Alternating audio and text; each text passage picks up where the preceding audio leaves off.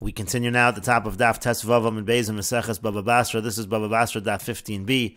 And the previous summer, Rabbi Yochanan and Rabbi Lazar both said that Eov lived at the beginning of the times of the second Beis HaMikdash. And the Gemara had asked a question from a Brisa. The Brisa seems to indicate that Eov lived during the times that the Bnei Yisrael were Mitzrayim. And so the Gemara now answers, Eimer, we should say that the Brisa really means Kimi Shosh and Nichnasu Yisrael Mitzrayim Viad Shosh Yatzu. He left the amount of time that it took for Klal Yisrael to enter Mitzrayim and leave, meaning that was the length, how many years he lived, but that was not the time period in which Eov lived. And Rashi explains, Eimo Kimishasha Nichnasu, it means to say, like the amount of time from when they entered Mitzrayim and left, which is Masayim Ve'eser, it means to say that Eov lived 210 years, the amount of time the Klal Yisrael was in Mitzrayim.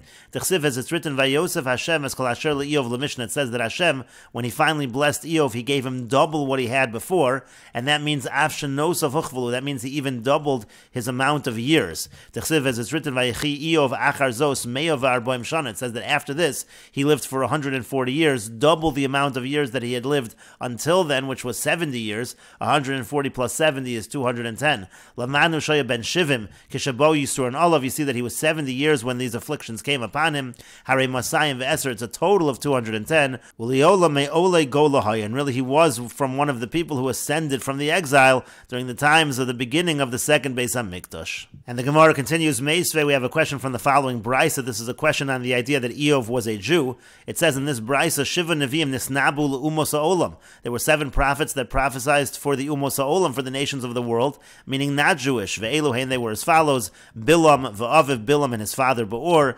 Ve'eov and also Eov, Eliphaz haTeimani, Uvildad hashuchi, V'tzofer ha'na'amasi, Ve'eliu ben Barachel habuzi. All of these seem to be non-Jewish prophets. That goes against what we said before in terms of Eov. And the Gemara says, V'lataimich, but according to your reasoning, Eliu ben Barachel lav mi Yisrael hav. Do you think Eliu was not from Klal Yisrael? V'aksib mi mishpachas Rum, but it says he was from the family of Rum, which we understand that to mean from the family of Avraham. Rashi says, Nisnabu l'umos ha'olam, they prophesied for the nations of the world. Alma nachri haya, we see that he was not Jewish. Eliu al karchach midiyachse kra b'shmo v'shem aviv v'shem mishpachto. From the fact of the pasuk, they give his genealogy, his lineage, his name, his father's name, his family. Yisrael hava, he must be a Jewish person. That's one understanding what the Gemara is saying here. Ve'isti amri, others say mimishpachas Rum, hainu haya, hainu Avram. It says mimishpachas Rum. That means he was from Avram. So that's the proof that he was Jewish. In any case, whatever the case is, it comes out that Eliu, he was Jewish, and so therefore you see that this brisa is not only talking about non-Jews. Ella in bui invi l'umos ha'olam. Rather, you have to say the brisa just means that their prophecies were for the nations of the world, but not necessarily that they were not Jewish. Hachanami say the same thing over here. Eov in voi invi l'umos ha'olam. Eov also, his prophecies were directed towards the nations of the world. The Gemara says, Atu kulu nevi milo invoi l'umos ha'olam. Don't you think that's true by all prophets? All of their prophecies, they often are directed towards the nations of the world. And the Gemara says, Hasam over there, Ikar nevi usayu li Yisrael. By other prophets, their main prophecy is towards the Jewish people. But over here, with regards to these individuals in the Brisa, Ikar nevi usayu l'umos ha'olam. Their main prophecy was for the nations of the world. And the Gemara continues, Meisvei, we have a question from another Brisa in terms of the fact that Eov, whether he really was Jewish. The Brisa says, Chasid haya b'umos ha'olam. There was a pious individual among the nations of the world, Ve'eov Shemo, and his name was Eov. V'lo bali olam ela kadei l'kabel scharo. He only came to the world to accept his reward. Hevi HaKadosh Baruch Hu olav Yisur, and HaKadosh Baruch Hu brought upon him afflictions. Hischil mecharef u'megadef, he began to blaspheme and curse. Kafala HaKadosh Baruch Hu scharo ba'olam hazeh. So therefore HaKadosh Baruch Hu doubled his reward in this world, kadei l'tardo min ha'olam haba, in order to drive him out of olam haba. And so in any case, you see from this brisa that Eov was not Jewish. And so the Gemara says, Tanoi, it's actually a machlokas Tanoim. The Tanya, as we learned in a brisa, Rebbe Lozer, Omer Rebbe Lozer says, Eov b'mei shvot hashoftim haya. Eov was during the days of the shoftim. Shenemar, as it says in the pasuk, Hein atem kulchem chazisem v'lo mazeh hevel tebalu. This is a pasuk in Eov, and we understand it to mean Eza dor shakulo hevel. What is the generation that's all hevel? It's all nothingness. Haveyomer zedoro shel shvot hashoftim. This is the generation of the shoftim. So you see that he lived during the times of the shoftim.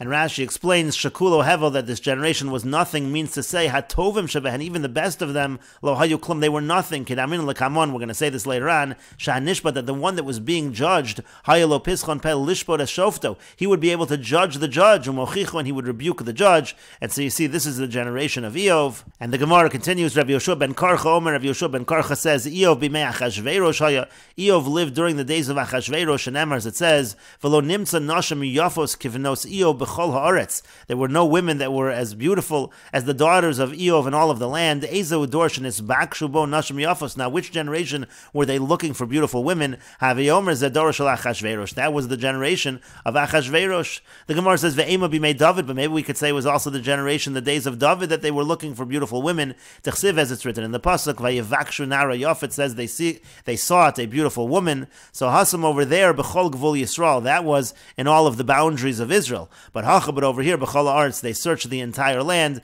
That's how you see again that Eov was in the times of Achashverosh.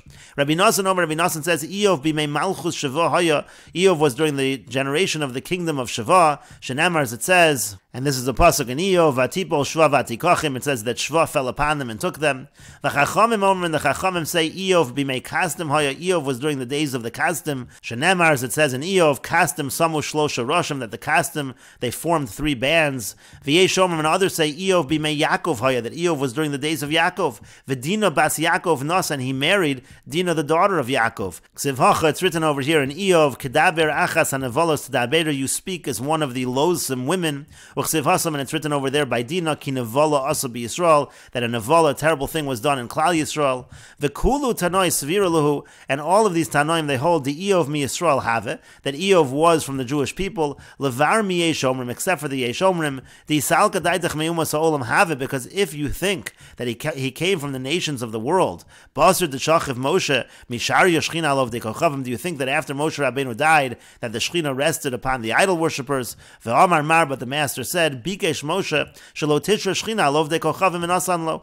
Moshe Rabbeinu asked that the Shechina should not rest upon the Ov Dekochavim, and they gave him that request. Shenamar, as it says in the Pasuk, V'niflinu Aniva Amcha, that I and your nation should be separate. And Rashi explains, V'kulo Hani Tanai, all of these Tanoim, Maskana D'Teirutzu, this is actually the conclusion of the answer. The Taras Leil that we answered earlier, Tanohi, we said it's a Machlokes Tanoim, whether Eov was Jewish or not. Hahu Masnisa D'Leil Svirle Over Kochavim Hava, the Bryce above, says that Eov was not Jewish. V'hani Tanoi Dahach Masnisa Kulu Svirlu De Yisrael Hava, and the Tanoim of this Bryce, they all hold that Eov was Jewish. Bar Mi Yesh Omrim, the Amri B'mei Yaakov Hava, except for the Yesh Omrim, because the Yesh Omrim in the Bryce says that he lived during the days of Yaakov. We know he wasn't one of the children of Yaakov, so he certainly wasn't Jewish, according to that opinion. V'amar Mar V'perakama de Brachas, and the Master said in the first parak of Brachas, V'niflinu v'nivdalnu b'lech t'choimonu mikol umos. It says that after the times of Moshe Rabbeinu, we are going to be separate. The Shechina is not going to rest on a non-Jew, and so therefore, if Eov did have the Shechina rest upon him, he must have been Jewish. And the Gemara continues, Amar Rabbi Yochanan says, Doro shel Eov, the generation of Eov, Shotuf bezim v'haya, they were filled with licentious behavior,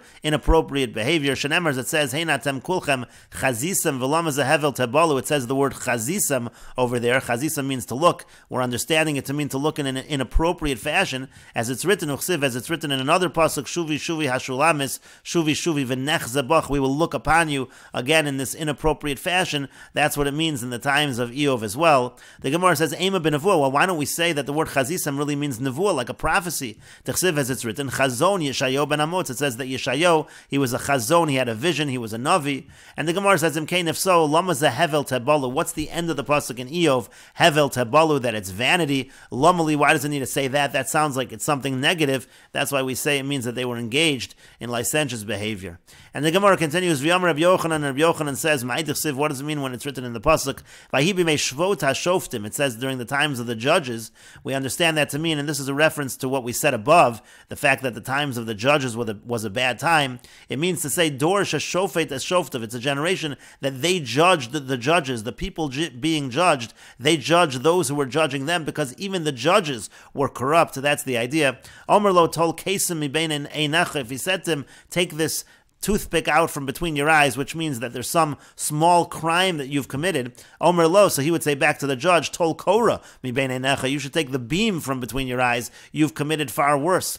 Amar lo, let's say the judge would say to him, Ka'as b'choy lesigim, that your money is counterfeit. Amar lo, he would say to him, Savecha mo b'mayim, your wine, you dilute it with water and sell it, you are just as corrupt. And Rashi explains, Sheshofet es shoftav, that judged its judges, Shayu ashoftem atzon mekol kolim. The point is, the judges themselves were corrupt. Vaya pischon pel nishban, and therefore someone was being judged, he'd be able to attack. Lochiach es mochichu, he'd be able to rebuke the one rebuking him. Shemamar lo hashofet tol kesim mibein einecha, if the shofet said, take this toothpick out from between your eyes, histalik uporish me avera katana shabiyadcha, that's just a euphemism. It means to say to remove yourself from the small avera. Yachol zel lomer, the person being judged, being rebuked, could say back, tol korah mibein einecha, take the beam from between your eyes. Parish me avera chamura shabiyadcha, you have a much stricter avera that you're doing. Savech is yenach, it means your wine, you're diluting the wine. Again, you're also corrupt in that fashion. And the Gemara continues, Amar Rav Shmuel bar Nachmani, Amar Rav Yonasan. Rav Shmuel bar Nachmani says that Rav Yonasan says, Kala Omer Malkus Shava Isha Hais, anyone who says that Malkus Shava means a woman,